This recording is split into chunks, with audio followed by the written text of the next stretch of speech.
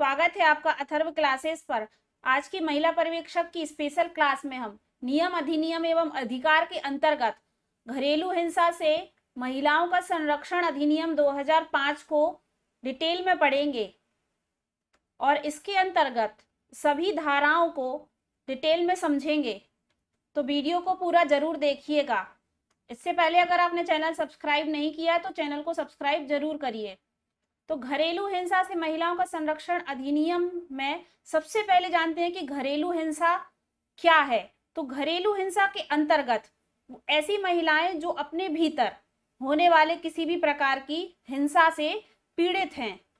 तो इस पीड़ा के अंतर्गत कई प्रकार की, जैसे शारीरिक पीड़ा, अपहानि या जीवन या अंग या स्वास्थ्य को खतरा, लैंगिक दुर्व्यवहार या महिलाओं की गरिमा का उल्लंघन या उनका अपमान या तिरस्कार या उनसे अतिक्रमण करना या मौखिक या भावात्मक दुर्व्यवहार या अपमान, उपहास, गाली देना या आर्थिक दुर्व्यवहार करना या उन्हें मानसिक रूप से परेशान करना। तो ये सभी घरेलू हिंसा के अंतर्गत आते हैं या इन्हें घरेलू हिंसा कहते हैं। तो इस कानून के तहत घरेलू हिंसा के दायरे में अनेक प्रकार के हिंसा और दुर्व्यवहार आते हैं। किसी भी घरेलू संबंधित या नातेदारी से किसी प्रकार का व्यवहार, आचरण या बर्ताव जिससे क्या है उसके स्वास्थ्य, सुरक्षा और जीवन या किसी अंग को क्षति पहुंचती है या मानसिक या शारीरिक रूप से हानि होती है, तो यह घरेलू हिंसा है। तो इनसे संबंधित एक अधिनियम पारित हुआ जिसकी अनुमति घरेलू हिंसा से महिलाओं के संरक्षण का जो अधिनियम 2005 है, इसकी अनुमति सरकार ने 13 दिसंबर 2005 को दी और यह अधिनियम 26 अक्टूबर 2006 को लागू हुआ। इसका विस्तार जम्मू कश्मीर राज्य को छोड़कर पूरे देश में लागू हुआ। तो याद रखिएगा कि यह जम्मू कश्मीर राज्य को छोड़कर पूरे देश में 26 अक्टूबर 2006 को लागू हुआ और इसकी अनुमति 13 सितंबर 2005 को मिली। इस घरेलू हिंसा से महिलाओं के संरक्षण अधिनियम के अंतर्गत 5 अध्याय और 37 धाराएं आती हैं। तो इन सभी 37 धाराओं को हम डिटेल में पढ़ेंगे। तो सबसे पहले हम जानते हैं इन 37 धाराओं से संबंधित तथ्य, उसके बाद जो महत्वपूर्ण धाराएं हैं उनको डिटेल में समझेंगे। तो घरेलू हिंसा से महिलाओं का संरक्षण अधिनियम 2005 से संबंधित धाराएं और उनके महत्वपूर्ण तथ्य। तो इनसे संबंधित तथ्य जानेंगे सभी 37 धाराओं के, और इसके बाद जो महत्वपूर्ण धाराएं हैं उनको डिटेल में समझेंगे। तो सबसे पहले है धारा 1। तो धारा 1 के अंतर्गत संक्षिप्त नाम, इसका विस्तार और इसके आरंभ के बारे में बताया गया है। इसके बाद धारा 2 में इसकी परिभाषाएं दी गई हैं और धारा 3 में घरेलू हिंसा की परिभाषा दी गई है। धारा 4 के अंतर्गत संरक्षण अधिकारों को सूचना और सूचनार्थी के दायित्व का अपवर्जन है। धारा 5 के अंतर्गत पुलिस अधिकारों, सेवा प्रदाताओं और मजिस्ट्रेट के कर्तव्य हैं। धारा 6 के अंतर्गत आश्रय गृहों की कर्तव्य के बारे में है। इसके बाद धारा 7 के अंतर्गत चिकित्सा सुविधाओं के कर्तव्य हैं। धारा 8 के अंतर्गत संरक्षण अधिकारों के नियुक्ति के बारे में है। धारा 9 के अंतर्गत संरक्षण अधिकारों के कर्तव्य और कृत्य के बारे में है। धारा 10 के अंतर्गत सेवा प्रदाता के बारे में है। धारा 11 के अंतर्गत सरकार के दायित्वों के बारे में है। धारा 12 के अंतर्गत मजिस्ट्रेट के आवेदन हैं। सभी धाराओं से संबंधित तथ्य के बारे में जानना बहुत जरूरी है क्योंकि ये एग्जाम की दृष्टि से काफी महत्वपूर्ण है। किस धारा से संबंधित तथ्य क्या है, किस धारा में क्या बताया गया है। तो इसके बाद है धारा 13। धारा 13 में सूचना की तामील के बारे में बताया गया है। इसके बाद है धारा 13, इसमें परामर्श है। इसके बाद है धारा 15, कल्याण विशेषज्ञ की को सहायता। धारा 16 में कार्यवाहियों का कैमरे में होना है। इसके बाद है धारा 17, सहभागी गृहस्थ गृह में निवास का अधिकार है। धारा 18 में संरक्षण आदेश हैं। धारा 19 में निवास आदेश हैं। धारा 20 के अंतर्गत आर्थिक अनुतोष के बारे में है। धारा 21 के अंतर्गत अभिरक्षा आदेश हैं। धारा 22 के अंतर्गत प्रतिकर आदेश हैं। धारा 23 के अंतर्गत अंतरिम और एक पक्षीय आदेश अनुदत्त करने की शक्ति है। धारा 24 के अंतर्गत न्यायालय आदेश की प्रतियों को निशुल्क देना। और धारा 25 के अंतर्गत है आदेश की अवधि और बदलना। वहीं धारा 26 के अंतर्गत दूसरे वादों और न्यायिक कार्यवाहियों में अनुतोष के बारे में है। धारा 27 के अंतर्गत क्षेत्राधिकार के बारे में है और धारा 28 के अंतर्गत प्रक्रिया के बारे में है। धारा 29 के अंतर्गत अपील दी गई है। धारा 30 के अंतर्गत भारतीय संरक्षण अधिकारियों और सेवा प्रदाताओं के सदस्यों का लोक सेवा होना है। इसके बाद धारा 31 में प्रत्यार्थी द्वारा संरक्षण आदेश के भंग हेतु दंड हैं। धारा 32 में संज्ञान और प्रमाण के बारे में है। धारा 33 के अंतर्गत संरक्षण अधिकारियों द्वारा कर्तव्य के अपालन हेतु दंड हैं। वहीं धारा 34 के अंतर्गत संरक्षण अधिकारियों द्वारा किए गए अपराध का संज्ञान है। धारा 35 के अंतर्गत सद्भाव में की गई कार्यवाही का संरक्षण है। धारा 36 के अंतर्गत अधिनियम का किसी अन्य विधि के असंगत ना होना है। धारा 37 के अंतर्गत केंद्र सरकार की नियम बनाने की शक्ति के बारे में है। तो आइए अब इन धाराओं को डिटेल में पढ़ते हैं जो कि एग्जाम की दृष्टि से महत्वपूर्ण है। उन धाराओं को देखेंगे तो जिसमें सबसे पहले है धारा 1, जिसमें इसका संक्षिप्त नाम, विस्तार और आरंभ बताया गया है। तो धारा 1 को 3 उपधाराओं में बांटा है, उपधारा 1, उपधारा 2 और उपधारा 3। तो उपधारा 1 के अंतर्गत इस अधिनियम का संक्षिप्त नाम अधिनियम घरेलू हिंसा से महिलाओं का संरक्षण अधिनियम 2005 रखा गया है, उपधारा 1 के अंतर्गत। उपधारा 2 के अंतर्गत इसका विस्तार बताया गया है कि यह जम्मू कश्मीर के सिवाय पूरे भारत में लागू होगा।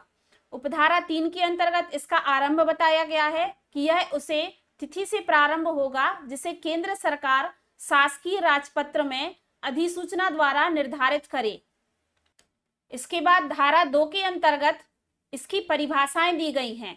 तो इस अधिनियम में जब तक संदर्भ से अन्यथा अपेक्षा ना हो, तो धारा 2 के अंतर्गत पीड़ित व्यक्ति से कोई महिला जो प्रत्यार्थी से घरेलू संबंधों में या रह चुकी है या जो अपेक्ष लगाती है कि प्रत्यार्थी द्वारा किसी प्रकार के घरेलू हिंसा कार्य के अधीन की गई अभिप्रेत है। बच्चों से 18 वर्ष से नीचे की आयु का कोई व्यक्ति अभिप्रेत है और इसके अंतर्गत कोई दत्तक या सौतेली संतान भी आ सकती है। प्रतिकर आदेश से धारा 22 के अधीन अनुदित आदेश अभिप्रेत है। अभिरक्षा आदेश से धारा 21 के अधीन अनुदत्त आदेश अभिप्रेत है। और घरेलू घटना रिपोर्ट में व्यथित व्यक्ति से विहित प्रारूप में घरेलू हिंसा के किए गए परिवार की प्राप्ति अभिप्रेत है। घरेलू संबंध में दो व्यक्तियों के मध्य संबंध अभिप्रेत है जो समय के किसी क्षण में सहभागी ग्रह में एक साथ रहते हैं या रह चुके हों या रहते थे, जब तक कि रक्त संबंध ब्लड रिलेशन ना हो, उनमें विवाह या विवाह की प्रक्रिया के किसी संबंध या उनके दत्तक या संयुक्त परिवार के सदस्य की भांति एक साथ रहते हो। घरेलू हिंसा का वही अर्थ है जो इसे धारा 3 में प्रदान किया गया है। दहेज का वही अर्थ है जो इसे दहेज प्रतिषेध अधिनियम 1961 की धारा 2 में प्रदान किया गया है। इसके बाद धारा 3 के अंतर्गत घरेलू हिंसा की परिभाषा के बारे में है। तो इस अधिनियम के प्रयोजनार्थ प्रत्यार्थी का कोई कार्य, कृत्य या आचरण घरेलू हिंसा गठित करेगा अगर यह व्यथित व्यक्ति के स्वास्थ्य, सुरक्षा, जीवन, अंग या अथवा भलाई के प्रति क्षति या उपहति या खतरा, चाहे मानसिक अथवा शारीरिक दुर्व्यवहार, लैंगिक दुर्व्यवहार, मौखिक या भावात्मक दुर्व्यवहार और आर्थिक दुर्व्यवहार आता है। व्यथित व्यक्ति को हतोत्साहित करना, क्षतिकारित करना या उपहति पहुंचाना या संकटापन करना, इस दृष्टि से उसको या उसके संबंध के किसी व्यक्ति को प्रपीड़ित करना कि वह किसी दहेज या अन्य संपत्ति या मूल्यवान प्रतिभूति की अवैध मांग को पूरा करे, जिसका प्रभाव किसी आचरण द्वारा, जो कि यहाँ पर खंड 1 और 2 में उल्लेखित है, तो व्यथित व्यक्ति या उससे संबंधित किसी व्यक्ति को उसका भायोपरत करना होगा। तो व्यथित व्यक्ति को अन्यथा उपहति या क्षति चाहे शारीरिक हो या मानसिक हो कारित होगी। इसके बाद धारा 4 के अंतर्गत संरक्षण अधिकारियों को सूचना और सूचनार्थी के दायित्व का वर्जन बताया है। तो धारा 4 को भी 2 धाराओं में, उपधारा 1 और उपधारा 2 में बांटा गया है। तो उपधारा 1 के अंतर्गत कोई व्यक्ति जिसके पास विश्वास करने का कारण है, घरेलू हिंसा का कोई कृत्य किया गया है या किया जा रहा है या किए जाने की संभावना है, तो इसके बारे में सूचना संबंधित संरक्षण अधिकारी को दे सकेगा। और इसमें उपधारा 2 के अंतर्गत किसी व्यक्ति द्वारा उपधारा 1 के प्रयोजनार्थ सद्भावनाएं दी गई हो, सूचना हेतु कोई आपराधिक दायित्व उपगत नहीं होगा। इसके बाद धारा 5 के अंतर्गत पुलिस अधिकारियों, सेवा प्रदाताओं और मजिस्ट्रेट के कर्तव्य के बारे में है। तो धारा 5 के अनुसार पुलिस अधिकारी, संरक्षण अधिकारी, सेवा प्रदाता या मजिस्ट्रेट जिसने घरेलू हिंसा का परिवाद प्राप्त किया है या अन्यथा घरेलू हिंसा की घटना स्तर पर उपस्थित है या जब उसकी घरेलू हिंसा की घटना की रिपोर्ट प्राप्त होती है, तो व्यथित व्यक्ति को सूचित करेगा। इस अधिनियम के अधीन अनुतोष प्राप्त करने हेतु संरक्षण आदेश, आर्थिक अनुतोष का आदेश, अभिरक्षण आदेश, निवास आदेश, प्रतिकार आदेश या एक से अधिक ऐसे आदेश हेतु निवेदन करने, उसके अधिकारों के बारे में, सेवा प्रदाताओं की सेवाओं की उपलब्धता के बारे में, संरक्षण अधिकारियों की सेवाओं की उपलब्धता के बारे में, विधिक सेवा प्राधिकरण अधिनियम 1987 के अध्याधीन निःशुल्क विधिक सेवाओं के उसके अधिकार के बारे में, भारतीय दंड संहिता की धारा 498 का के अधीन परिवाद दायरे करने के उसके अधिकार के बारे में जहां कहीं सुसंगत हो। तो धारा 5 के अंतर्गत पुलिस अधिकारियों, सेवा प्रदाताओं और मजिस्ट्रेट के कर्तव्य के बारे में है। इसके बाद है धारा 7। तो धारा 7 के अंतर्गत चिकित्सा सुविधाओं के कर्तव्य हैं। अगर व्यथित व्यक्ति या जो व्यक्ति है उसकी ओर से संरक्षण अधिकारी या सेवा प्रदाता चिकित्सा सुविधाओं के भार साधक से या उसको किसी चिकित्सीय सहायता का निवेदन करता है, तो ऐसी चिकित्सीय सुविधाओं का भार साधक व्यक्ति व्यथित व्यक्ति को चिकित्सा सुविधाओं में चिकित्सीय सहायता उपलब्ध कराएगा। धारा 8 के अंतर्गत संरक्षण अधिकारियों की नियुक्ति के बारे में है। तो धारा 8 को भी 3 उपधाराओं में बांटा गया है, जिसके अंतर्गत उपधारा 1 के अंतर्गत राज्य सरकार अधिसूचना द्वारा इतनी संख्या में संरक्षण अधिकारियों को प्रति जिले की नियुक्ति करेगा जितना वह आवश्यक समझे। उन क्षेत्र या क्षेत्रों को भी अधिसूचित करेगा जिसमें संरक्षण अधिकारियों को इस अधिनियम द्वारा या उसके अधीन उसको अनुदित शक्तियों के प्रयोग और कर्तव्यों का निर्वहन करेगा। उपधारा 2 के अंतर्गत संरक्षण अधिकारियों जहां तक संभव हो महिलाएं होंगी और ऐसी योग्यताओं और अनुभव को धारित करेंगी जो विहित किया जा सकेगा। उपधारा 3 के अंतर्गत संरक्षण अधिकारी और उसके अधीनस्थ अन्य अधिकारियों की सेवा के निबंध और शर्तें ऐसी होंगी जो विहित किया जा सकेगा। इसके बाद है धारा 11। तो धारा 11 के अंतर्गत सरकार के दायित्व के बारे में है। तो धारा 11 के अनुसार केंद्रीय सरकार और प्रत्येक राज्य की सभी मानदंडों को निम्न हेतु आवश्यक करने के लिए लेगी।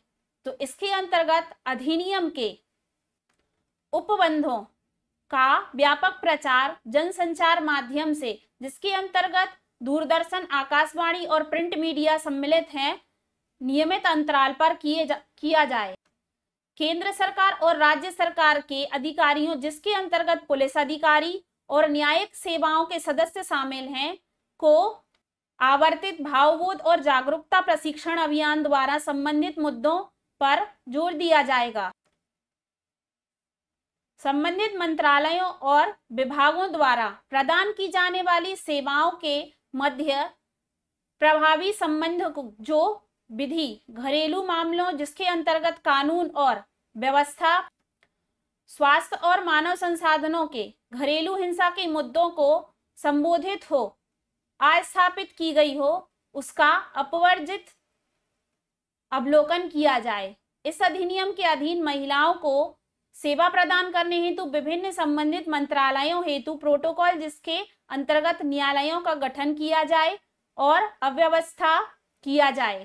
इसके बाद है धारा 14। तो धारा 14 के अंतर्गत परामर्श के बारे में है, परामर्श अर्थात काउंसलिंग के बारे में है। तो इस धारा 14 को भी दो उपधारा 1 और उपधारा 2 में बांटा गया है। तो उपधारा 1 के अंतर्गत मजिस्ट्रेट इस अधिनियम के अंतर्गत कार्यवाहियों के किसी भी चरण में प्रत्यार्थी या जो व्यथित व्यक्ति है को निर्देश या तो संयुक्त सेवा प्रदाता के किसी सदस्य से परामर्श काउंसलिंग लेने के लिए जो विहित किया जा सकने वाले परामर्श के योग्यताओं और अनुभव को धारित करता हो उसके पास उसे भेजेगा। उपधारा 2 जहां मजिस्ट्रेट उपधारा 1 के अधीन कोई निर्देश जारी किया है वहां वह बाद की सुनवाई की अगली तिथि 2 मास या 2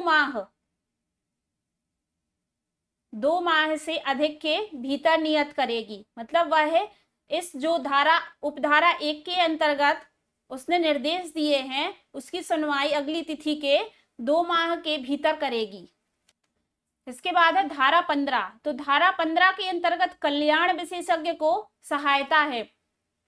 तो इस अधिनियम के अंतर्गत किसी कार्यवाही में मजिस्ट्रेट ऐसे व्यक्ति को सेवाएं जिसमें महिलाओं को वरीयता होगी जो व्यथित व्यक्ति से संबंधित हो अथवा नहीं, जिसके अंतर्गत एक व्यक्ति जो परिवार कल्याण के उन्नयन में लगा हो जैसा वह ठीक समझता है उसके कार्यों के निर्वहन में सहायता देने के उद्देश्य से अर्थ सुनिश्चित कर सकेगा।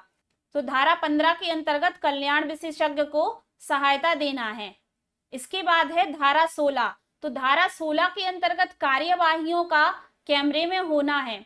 तो अगर मजिस्ट्रेट समझता है कि वह बाद की परिस्थिति ऐसी अपेक्षा करती है कि अगर बाद की दोनों पक्ष कार्य ऐसा चाहें कि वह कार्यवाहियों को इस अधिनियम के अंतर्गत कैमरे में संचालित कर सकेगा। तो धारा 16 में कार्यवाहियों का कैमरे में होना बताया गया है। इसके बाद है धारा 17। तो धारा 17 के अंतर्गत सहभागी गृहस्थ गृह में निवास का अधिकार बताया है। तो धारा 17 के अंतर्गत 2 उपधाराओं में बांटा है, उपधारा 1 और उपधारा 2। तो उपधारा 1 में तत्समय प्रभावी किसी अन्य विधि में किसी बात के होते हुए भी प्रत्येक महिला जो घरेलू संबंध में हो और घरेलू संबंध में सहभागी गृहस्थ गृह में निवास का अधिकार होगा, चाहे उसे गृहस्थ गृह में कोई अधिकार फायदाप्रद हित हो या ना हो। तो इसके अंतर्गत महिला को घरेलू संबंध में सहभागी गृहस्थ गृह में निवास का अधिकार है, चाहे वह फायदाप्रद उसके लिए हो या ना हो, वह गृहस्थ गृह में उसका पूरा अधिकार है। इसके बाद उपधारा में बताया गया है कि व्यथित व्यक्ति सेवाएं विधि द्वारा स्थापित प्रक्रिया में अग्रसरण के बिना गृहस्थ गृह या उसके किसी भाग में प्रत्यार्थी द्वारा निष्कासित या अपवर्जित नहीं किया जाएगा। इसका मतलब उसे वह अपने गृह या घर से वह बाहर नहीं निकाल सकता। इसके बाद है धारा 21। तो धारा 21 के अंतर्गत अभिरक्षा आदेश के बारे में बताया गया है। तत्समय प्रवृत्ति किसी अन्य विधि में किसी बात के होते हुए भी मजिस्ट्रेट आवेदन की सुनवाई के किसी भी स्तर पर इस अधिनियम के अधीन संरक्षण आदेश हेतु किसी अन्य आदेश हेतु किसी बच्चा या बच्ची की अस्थायी अभिरक्षा व्यथित व्यक्ति या उसकी ओर से आवेदन करने वाले व्यक्ति को अनुदित कर सकेगा और विशेष रूप से अगर आवश्यक हो प्रत्यार्थी द्वारा ऐसे बच्चे या बच्चों को मिलने हेतु व्यवस्था करने हेतु कह सकेगा। परंतु यह अगर मजिस्ट्रेट की यह राय है कि प्रत्यार्थी का बच्चे या बच्चे से मिलना उसके हित के लिए क्षतिकर हो सकेगा तो मजिस्ट्रेट ऐसे मिलने की अनुमति देने से इनकार कर देगा। इसके बाद धारा 22 में प्रतिकर आदेश के बारे में बताया गया है। तो इस अधिनियम के अधीन अनुदत्त किया जा सकने वाला अनुतोष के अतिरिक्त व्यथित व्यक्ति द्वारा किए जाने वाले निवेदन पर मजिस्ट्रेट प्रत्यार्थी को अनुदेश करते हुए आवेदन पारित कर सकेगा। उसे प्रत्यार्थी द्वारा किए गए घरेलू हिंसा के कृत्य द्वारा कारित चोटों हेतु, जिसके अंतर्गत मानसिक संताप और भावनात्मक कष्ट सम्मिलित हैं, प्रतिकार और क्षतिपूर्ति प्रदान करे। इसके बाद धारा 24 के अंतर्गत न्यायालय आदेश की प्रतियों को निशुल्क देना होगा। जो न्यायालय आदेश की प्रतियां होंगी उनको निशुल्क देना है। तो मजिस्ट्रेट सभी मामलों में जहां वह इस अधिनियम के अधीन कोई आदेश दिया है, आदेश के पक्षकारों को पुलिस थाने के या उनके भारसाधक अधिकारों को जिसकी क्षेत्राधिकार में मजिस्ट्रेट के पास पहुंचाया गया है, किसी सेवा प्रदाता को जो न्यायालय के स्थानीय सीमाओं के क्षेत्राधिकार में स्थित है, और अगर कोई सेवा प्रदाता किसी घरेलू घटना रिपोर्ट का पंजीकरण किया है तो उसे सेवा प्रदाता को ऐसा आदेश की प्रति निशुल्क प्रदान करेगा। इसके बाद है धारा 25। तो धारा 25 के अंतर्गत आदेश की अवधि और बदलना है। तो इसको दो धाराओं, उपधारा 1 जिसके अंतर्गत है धारा 18 के अधीन दिया गया संरक्षण आदेश तब तक प्रभावी रहेगा जब तक व्यथित व्यक्ति मुक्त हेतु निवेदन करे, और उपधारा के अंतर्गत उपधारा 2 के अंतर्गत बताया है मजिस्ट्रेट व्यथित व्यक्ति या प्रत्यार्थी से आवेदन की प्राप्ति पर संतुष्ट है कि परिस्थितियों में परिवर्तन होने से इस अधिनियम के अंतर्गत दिए गए किसी आदेश में परिवर्तन, प्रवर्धन या अभिखंडन की अपेक्षा है, वह कर्म को लेखबद्ध करते हुए वैसा आदेश जैसा वह समुचित समझे दे सकेगा। इसके बाद धारा 26। तो धारा 26 के अंतर्गत दूसरी बातों और न्याय कार्यवाहियों में अनुतोष के बारे में है। तो इसको भी 3 उपधाराओं में बांटा है। तो उपधारा 1 के अंतर्गत धाराओं 18, 19, 20, 21 और 22 में उपलब्ध कोई अनुतोष किसी न्यायालय कार्यवाहियों में भी वंचित हो सकेगा जो न्यायालय परिवार, न्यायालय और दंडित न्यायालय के समक्ष जो व्यथित व्यक्ति या प्रत्यार्थी को प्रभावी करे, जहां ऐसी कार्यवाही इस अधिनियम के लागू होने के पूर्व या बाद में आरंभ की गई थी। उपधारा 2 में उपधारा 1 के अधीन निर्दिष्ट कोई अनुतोष व्यथित व्यक्ति को दंडित न्यायालय के समक्ष ऐसी बात या न्यायिक कार्यवाहियों में चाहे जा सके अनुतोष के अतिरिक्त और उसके साथ वंचित हो सकेगा। उपधारा 3 में किसी कार्यवाहियों में जो इस अधिनियम के अंतर्गत कार्यवाही से भिन्न है, व्यथित व्यक्ति द्वारा कोई अनुतोष प्राप्त किया जा चुकने की ऐसी स्थिति में वह मजिस्ट्रेट को सूचित करने के लिए बाध्य होगा और उसे ऐसा अनुतोष प्राप्त हुआ। इसके बाद धारा 29 में अपील के बारे में है। तो 30 दिन के भीतर सत्र न्यायालय को अपील की जाएगी उस दिन से जिस दिन मजिस्ट्रेट द्वारा दिए गए आदेश व्यथित व्यक्ति या प्रत्यार्थी पर जैसा भी स्थिति हो उनमें से जो बाद का हो उस पर तामील हुआ है। तामील का मतलब जैसा कि हुक्म या आदेश दिया गया है तो उसे 30 दिन के अंदर इसकी अपील की जाएगी जैसा कि मजिस्ट्रेट द्वारा आदेश दिया गया है। तो इसके बाद है धारा 30। तो धारा 30 के अंतर्गत संरक्षण अधिकारी और सेवा प्रदाताओं के सदस्यों का लोक सेवक होना है। संरक्षण अधिकारियों और सेवा प्रदाताओं के सदस्यगण जब इस अधिनियम या उसके अधीन बनाए गए किसी नियमों या आदेशों के अपबंधों के अग्रसरण में कार्य करते हैं या कार्य करने के लिए तात्पर्य या तत्पर हैं तो भारतीय दंड संहिता की धारा 21 के अर्थ में लोक सेवक समझे जाएंगे। इसके बाद धारा 33 के अंतर्गत संरक्षण अधिकारियों द्वारा कर्तव्य के अपालन हेतु दंड हैं। तो इसके अंतर्गत अगर कोई संरक्षण अधिकारी बिना किसी पर्याप्त कारण के संरक्षण आदेश में मजिस्ट्रेट द्वारा निर्देशित अपनी कर्तव्यों के पालन करने में असफल रहता है या इनकार करता है तो वह दोनों में से किसी भांति के कारावास में जिसकी अवधि 1 वर्ष तक की हो सकेगी उसको जमा करने के लिए जुर्माने के तौर पर उसको 20,000 रुपए का होगा। मतलब उसको जुर्माना 1 साल के लिए, उसकी कारावास की अवधि 1 साल होगी, उसको जुर्माने के तौर पर 20,000 रुपए देने होंगे या दोनों से दंडित किया जाएगा। इसके बाद है धारा 34। तो धारा 34 के अंतर्गत संरक्षण अधिकारियों द्वारा किए गए अपराध का संज्ञान है तो कोई अभियोजन या अन्य न्यायिक कार्यवाही संरक्षण अधिकारी के विरुद्ध तब तक नहीं की जाएगी जब तक राज्य सरकार या इसके द्वारा इस हेतु अधिकृत अधिकारी द्वारा दायर परिवार या पूर्वानुमति नहीं दे दी जाती। इसके बाद है धारा 35। तो धारा 35 में सद्भाव में की गई कार्यवाही का संरक्षण के बारे में है। तो किसी भी व्यक्ति के विरुद्ध किसी ऐसी चीज के लिए जिसे इस अधिनियम या उसके अधीन बनाए गए किसी नियम के अधीन सद्भाव में किया गया हो, कोई वाद या अभियोजन या अन्य न्यायिक कार्यवाही नहीं की गई हो। इसके बाद है धारा 36। तो धारा 36 के अंतर्गत है अधिनियम का किसी अन्य विधि के असंगत ना होना। तो धारा 36 के अंतर्गत इस अधिनियम के उपबंध तत्समय प्रवृत्ति किसी विधि के अनुकूल होंगे और किसी अन्य विधि के उपबंधों के असंगत ना होंगे। तो ये हमने कुछ इंपॉर्टेंट धाराओं के बारे में पढ़ा जो एग्जाम की दृष्टि से महत्वपूर्ण थी।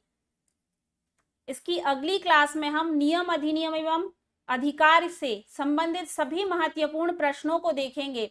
तो आज की क्लास यहीं पर समाप्त करते हैं। आशा करते हैं आज की क्लास आपको पसंद आई होगी। अगर वीडियो पसंद आई है तो वीडियो को लाइक जरूर करें और ज्यादा से ज्यादा लोगों तक शेयर करें।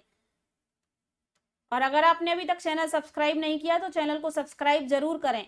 अगली क्लास में हम नियम, अधिनियम, अधिकार से संबंधित सभी महत्वपूर्ण प्रश्नों को, जो कि एग्जाम की दृष्टि से महत्वपूर्ण है, उन सभी प्रश्नों को देखेंगे। तो बेल आइकन जरूर प्रेस करें ताकि आने वाली वीडियो का नोटिफिकेशन आप तक पहुंच सके। धन्यवाद।